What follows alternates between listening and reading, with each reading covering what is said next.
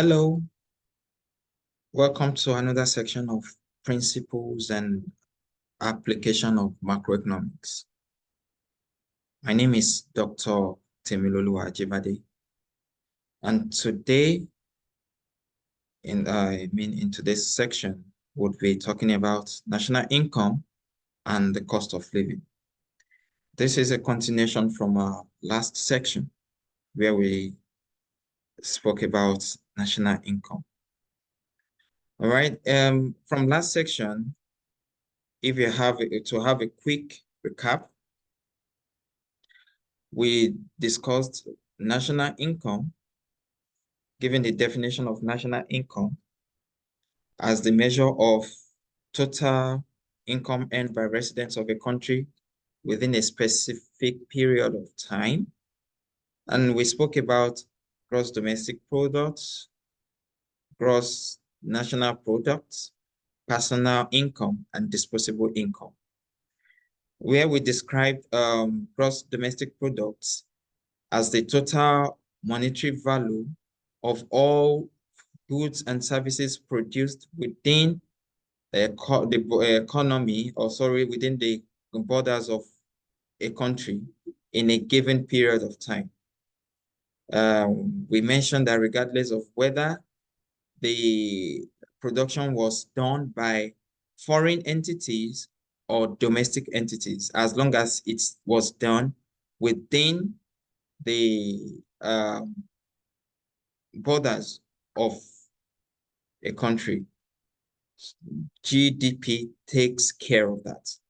Now, we described GNP as the total value of goods, services produced, as the monetary value of goods and services produced by a country's residents, both domestically and abroad, in a given period of time. Taken, for instance, where the country's residents have a particular investment within the country and has another one outside the country, GNP takes care of this. Now we have personal income. Personal income is the total money or total income received by an individual from all sources, while disposable income, we say, is the income available to an individual for spending or for saving after the taxes have been paid. Going to today's section, we'll be talking about GDP and economic well-being. We'll be talking about consumer price index and the cost of living. And we'll be making a little introduction to inflation and hyperinflation. So from the last section, we mentioned that employment, prices, growth, they are vital signs of the economy.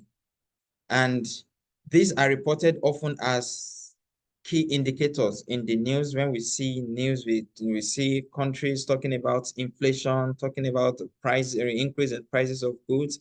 We see about the growth of the economy, or about the unemployment rate in the economy. If all these, remember, they are variables of macroeconomics, and they are vital signs in an economy. And so GDP, like we mentioned, is a key measure of the economic well-being and activity, or an economic activity in of an economy. All right. Given the definition that it measures the market value of goods and services produced in an economy, and we have four users of final goods. Remember, we say it's the final, the market value of final goods and services produced in an economy. We have four users.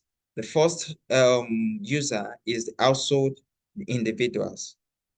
And we have the firms, that's businesses, companies, we have governments, and we have foreigners. And there is a way GDP has captured all these users. That's all goods produced are purchased by one of these goods groups in a year. So the total amount spent equals the total market value. And so the GDP can be measured in two ways. market value or spending for goods and services, less imports. So when we now consider the GDP, to measure GDP, we have Y equals C plus I plus G plus NX, where C is consumption, and this takes care of individuals and households. I is gross investment. This takes care of the spendings of businesses. Also, G is government spending. It takes care of government as final users or of users of final goods. And NX, which is the net export, which is calculated as exports minus imports. This takes care of foreigners as the users of final goods. Now you need to take notes. One, you have to take note that the changes in GDP are the only way to accurately measure economic growth. Knowing well that economic growth is one of the economic policy objectives of every government. In fact, one of the key economic policies of every government. So to measure the accurate economic growth, GDP is the only way. And when GDP falls over 2 consecutive quarters, we say there is recession in the economy. And the government policy that would be employed by the government will adjust towards measures which expands the economy, which they are known as the expansionist policies, or that's the expansionary policies. And also, you have to know that GDP per head is seen as a useful measure of standard of living. So we can see here that GDP is a measure of the economic well-being of a country. Now, considering GDP as a welfare measure, we're saying here that it measures the standard of living. So GDP per capita is positively associated with the several measures of well-being. And one of the standard measures of well-being, we have the material standard of living, that's goods and services. We have health and life expectancies, which is another things we consider as. We have education, which is school enrollment, the rates. Then health and life being is looking at the residents of industrialized countries far better than residents of developing countries in the area of health measures. We see that some countries are more pronounced when it comes to health facilities than the other. And also education, we see that in some countries, education is expensive, while some it's accessible. All right. But then GDP has its flaws. And one, even though GDP is seen as a measure of well-being, it only values market transactions, buying and selling. It omits the non-market activities such as illegal transactions, volunteer work, self-sufficient household production, or even the barter system. Also, GDP will not necessarily maximize national well-being, as whether increase in output, increase in welfare is case by case. And so another thing is we all have our free time. We all have our leisure time. GDP does not value leisure. It does not consider this. So it has limitation. And sometimes, even though we say GDP measures the well-being, but every one of us at a particular time, we want to be mentally okay. So GDP does not consider the mental health. It does not consider leisure. GDP does not account for intangible intangibles people value, such as crime rates, traffic congestion, or sense of community. GDP is not considering the amount of time you spend in traffic, or if you prefer a less noisy place than a quiet place. The GDP does not put that into consideration. And so these are some flaws of GDP. And it does not even consider, it does not capture the inequality in, that's the income inequality in an economy. All right, so these are some flaws that are mentioned about GDP. Going forward, considering the measuring price level, what is the difference between cost of living and standard of living? Cost of living refers to the amount of money needed to maintain a particular state of living. That it includes the cost of goods and services, the cost of housing, the cost of transport, the cost of health, the cost of education. All this is referred to as the cost of living. While the standard of living is looking at the quality of life, it measures the overall quality of life, employment, education, healthcare, life expectancy, income. So the cost of getting this is the cost of living. But the quality of what you get from life in regarding these things is the standard of living. Now, the consumer price index measures the cost of living during a particular time, and it's commonly known as the rate of inflation. Now, the relationship between the GDP and the consumer price index is important to every government economic policy. As GDP in itself is expressed in money terms, and inflation affects the real value of money. And so GDP is an consumer price index is important in every economy. CPI, which is consumer price index, measures the cost of a standard basket of goods and services in a given year. It measures the which is relative to the cost of the same basket in the base year. It does comparison, looks at this year in respect to last year. And so why does inflation actually matter? Remember I said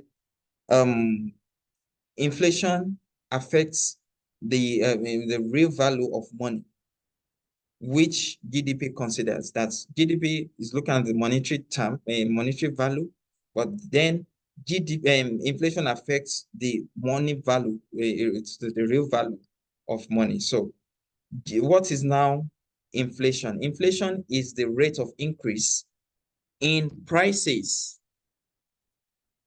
over a given period of time. And in terms of the use of inflation as an indicator, it measures the heat of the economy. When there is increase in prices, everyone is complaining, prices are increasing, prices are increasing daily. There is always this heat in the economy. So inflation is an indicator that measures the heat in the economy. For any measure of economic activity such as GDP to be a useful factor in deciding the macroeconomic policy, it must take into account the changing value of money. And remember I said inflation affects the value of money.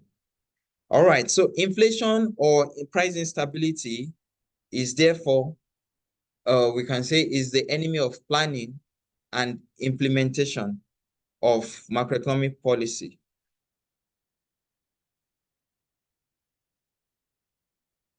So when there is inflation, policies are designed to achieve macroeconomic objective of reducing inflation and achieving a stable economy. All right, now we have inflation. What leads to hyperinflation? Well, we are just doing a brief introduction to inflation and hyperinflation, but this will be discussed subsequently in the module. Now, looking at these pictures, you want to look at it. Inflation, hyperinflation, it's really a bad news. So hyperinflation goes beyond inflation. Simply, according to the World Economic Forum, it says that hyperinflation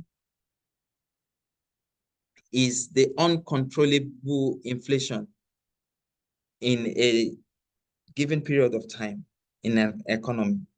That is when the prices of goods and services rise uncontrollably over a specific period of time.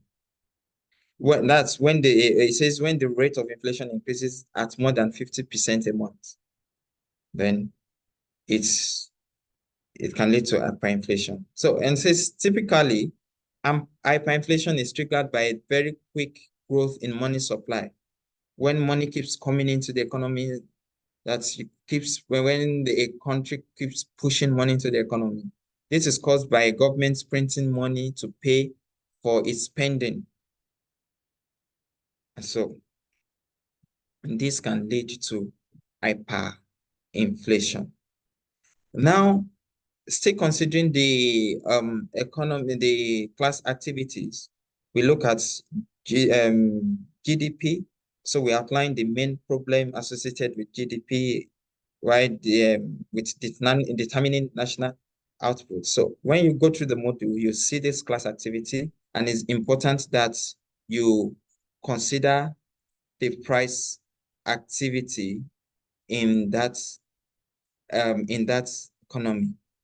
All right. So today we have learned about GDP and economic well-being. We have learned about standard of living and cost of living, the difference. We've learned about um, consumer price index. We've learned about inflation and hyperinflation. You can get the material in your module for more explanation. Thank you very much for attending to this section. You have further readings there. You have the material and module. You can always get them. Thank you. Bye.